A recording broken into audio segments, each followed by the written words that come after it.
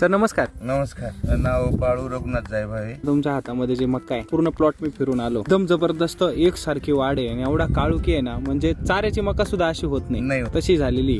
Sweet corn आहे ना, sweet corn 9 दिवसामध्ये म्हणजे जवळपास तयार झालाय. तर आता ह्याला व्यापारी पण सुरू झाले ना. काल 12-13 आले होते, आज 4 येऊन गेले. आता का बरं एवढे का बरं व्यापारी?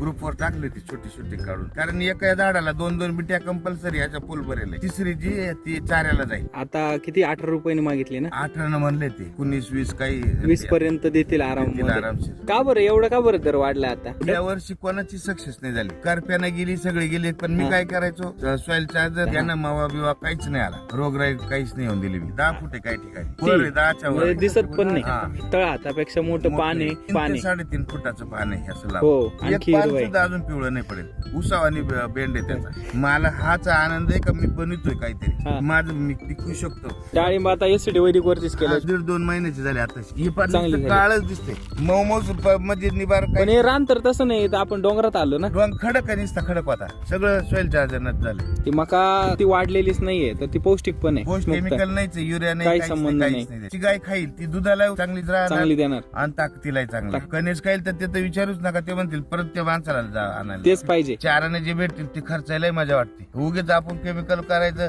कोथमीर फवारायच्या संध्याकाळची देशी दारू, उद्या ते सगळ्याला दारोडे बनवू. असं नाही आपल्याला. पैसे किती होतील त्याचं नाही, पण कमीत कमी आज माझ्या दारात एवढी व्यापारी येते, तोच आनंद वेगळा आहे. एका झाडाला एक जरी कणीस पकडला आपण, हा.